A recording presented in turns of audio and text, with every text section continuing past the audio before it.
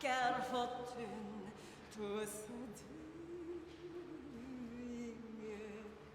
quand elle tourne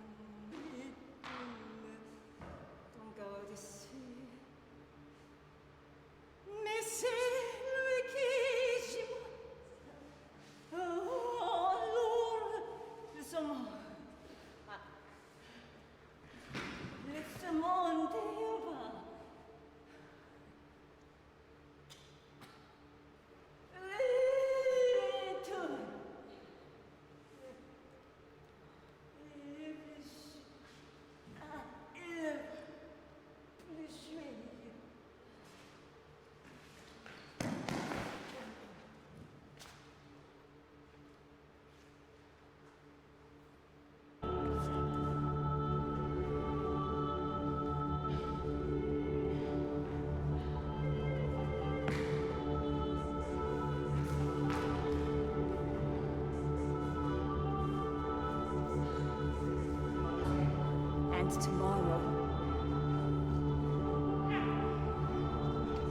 It's also a nonsense word if you say it 3 times. If you say it 20 times, like a kid skipping. Tomorrow and tomorrow and tomorrow and tomorrow and tomorrow and tomorrow and tomorrow and tomorrow and tomorrow and tomorrow. What does that word mean? Your imagination being fed by the concrete metaphors, concrete pictures and images can then feed into the body in total despair that life is finite. Summarize. You have to think. Summarize. And analyze rehearsal totally.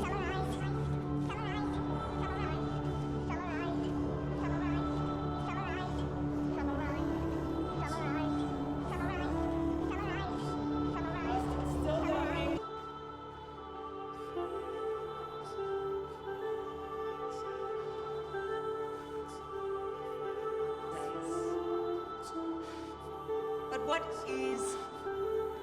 what it is facts. Facts are simply perceptions and surfaces. You go round and round and round, and you fall straight on the ground. What it is facts. Surfaces, perception.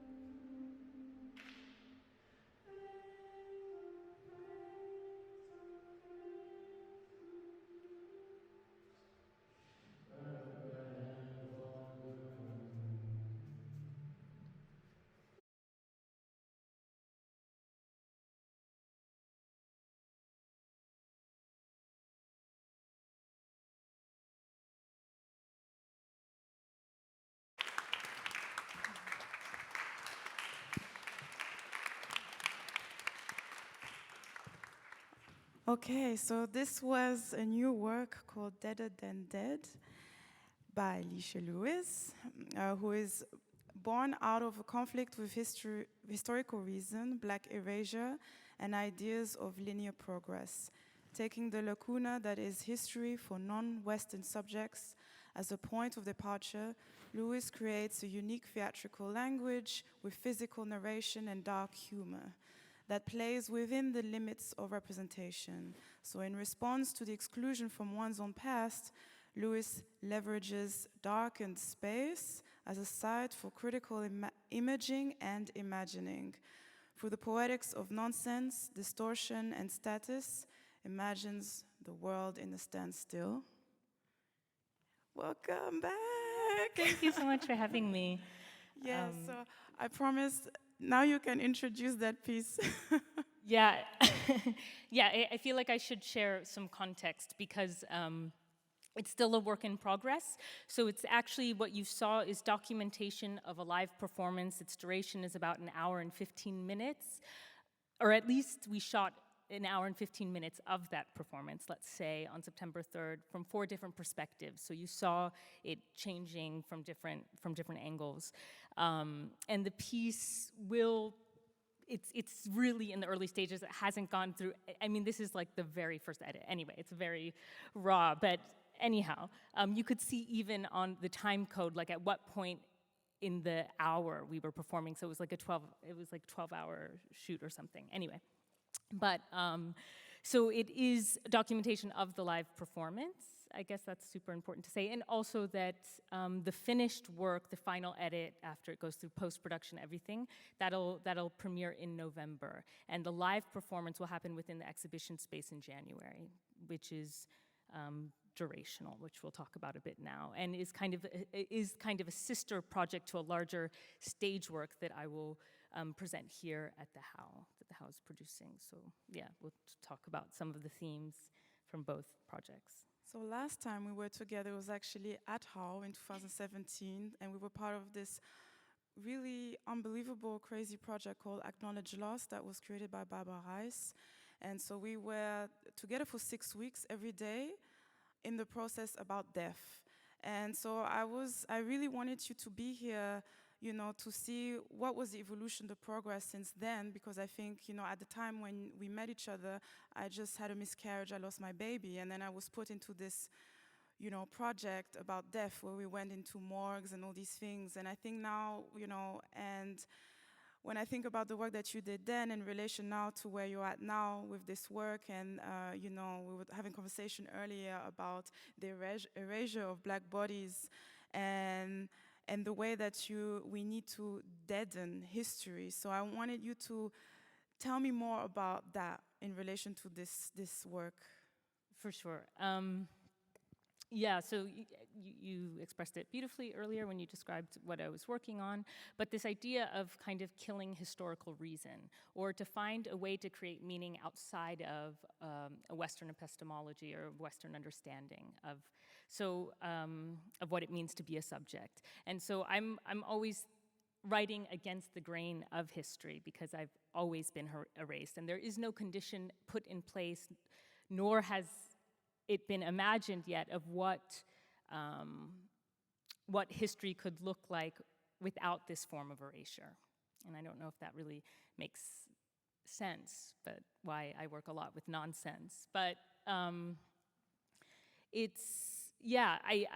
I started the piece, I came across this one historical anecdote of a Black Madonna from the Black Madonna of Modini, an Italian Madonna, a Black Madonna, right? That's like washed up on shore. She's kind of discovered, for lack of a better term. And she, the way that this Black Madonna is historicized or put in the historical record is that she's Black because of the aged stone. Like, it was written, like, the Western imaginary couldn't imagine that there would be a Black Madonna, like that there could be an ethnically Black Madonna. So she gets historicized as having aged, having it been a process of aging stone. And what I found also interesting about this Black Madonna is that there's an inscription just below her figure that says, "I am black but beautiful." And this is like a 7th century Madonna. So already this conjunction of but is suggestive of something, but perhaps like that an anti-black world existed well before, you know, this like kind of Western colonial empire. So that had me on a kind of spiral. And then that very, you know, you jump forward from 7th century then to the way that she's historicized in medieval times, and then you jump 18th century Cuba, and this Jose Aponte, who famously is slaughtered by the Spanish colonialists because they're afraid of him inciting violence and rebellion, because they discover this libro de pinturas, which these paintings of his where he's figuring black bodies in their glory and in their power, and he has black Madonnas, he has black kings, black queens. So this already poses a kind of threat to the slaveocracy, and he's decapitated. And then you jump to 21st century USA, and you have Breonna Taylor. So I'm just like expressing like conditions of what I am calling this condition of like a history of bad facts, which then, interestingly enough, in French, F-A-I-T, and this correlation of bad facts and bad faith and bad fate is for me what kind of got me on this whole thread of building this work, Deader Than Dead, and to try to create a condition through a theatrical language where, through this process of corpsing being a theatrical term that describes when you fall out of character, when you fall out of representation, to try to build a piece that would effectively do that. So it would be through the process of playing dead and playing with representations of dying, that the piece itself over time would die as well. Yeah, because you really accentuate also on the condition of black representation, and that, as you stated before, is that the only way to do so is to come to a standstill. Or I think to do away with this idea of linear progress. So this piece is very much written or considering like the fallacy that that's a total farce. Like this idea of, I very much think that we're in conditions that are very well like medieval. Like we didn't get over the feudal, like there's so, like within late capitalism, we see so much of the haves and have-nots and the disparities, and how much of the modern world is built on Black death. So I wrestle with ways in which that can be translated or communicated or expressed without falling into the trappings of some sort of liberal order that wants me to write myself in through a logic of sense and understanding and this thing of being seen or making myself legible to a Western logic or eye or perspective. So in part why this documentation will be presented from multiple perspectives, so kind of to kind of create a sort of chaos, or to play with this idea of a kind of universal linear logic that I feel like I'm always up against, and that neoliberalism loves representation, loves it. Yes, and our narratives should sit outside of history. Sorry? That our narratives should sit outside of history. It's Yeah. also something that you wrote. Or they do already, and to try to squeeze them into a canonical rendering of time just doesn't work. It doesn't stop the nonsense of white violence against Black bodies. It doesn't. Like I think that we're at a point where it's like a real reckoning that all of the tools that we have are effectively not working, or that we might very well be at a limit of knowing. We're at a limit of what this of this world and what it's created and what it's done, and I'm willfully fighting for something else, which means that this world maybe very well has to see its end. So and that requires a lot of leaning into imagination and to try to find the possibilities not through things that have, not through text or language actually, but to try to find it through like a space of a potential moment or breath of life that can happen otherwise. But I feel like that even breath of life or that space, it can't be contained and it can't be represented. And once it is, it will meet its death shortly after, surely. So that's why I'm also in the process of this work, but this was shot over 12 hours, right? So how do you, in terms of the relationship that you have with the other artists in the footage, like how do you decide what is this process that is happening throughout the 12 hours? So it was shot for 12 hours, but the piece, it's only because it's we had to do a lot of repetition. But the live performance will actually be somewhere close to 2 hours. So it's a durational piece that has a dramaturgy, it has a series of events that unfold, and that in the process, one performer replaces another, and another performer later replaces another. So it has a kind of cyclical dramaturgy, and that it slowly kind of falls apart. And there are lots of things inside of the scores that invite it to kind of not continue. So it's something that in real time has to be negotiated when it's presented live. Yeah, and I should name the performers: Jasmine Orpilla and Austin Rich and Jasper Marsalis, who's working on sound. Yeah, and also sings at the end. So those are it's LA ensemble. I just wanted to ask also if there are any questions from the floor. Again, shy. Yes.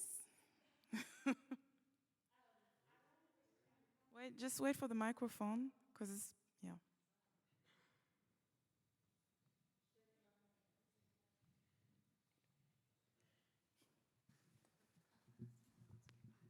Okay, I don't know. Everywhere has different rules. So I wanted to ask if you could talk about, as a choreographer and a performer, what it was like for you to work in a filmic format.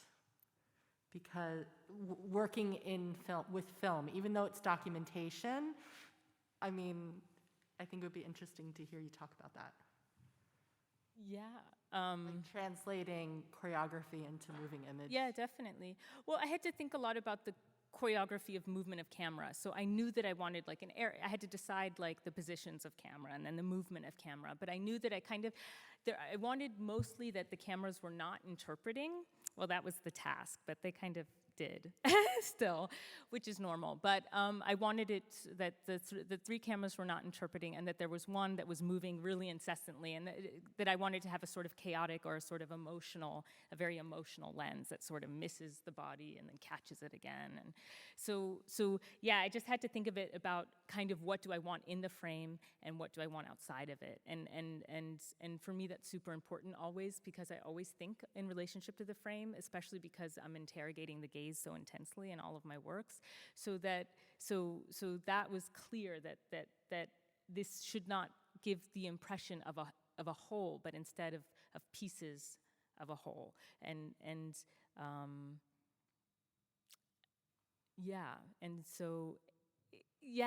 this experience was new for me. I've performed for camera before, but never kind of directed something like this. And yeah, this is like it's hard.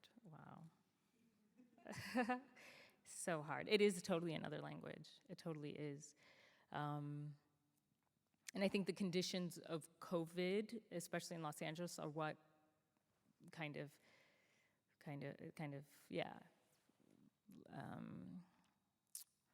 invited this kind of working, and to think about how to work with the body on screen and in two-dimensionally. So it's something I'm fascinated by. I'm fascinated still. I have to wrap it up, unfortunately, because I'm getting signs like this.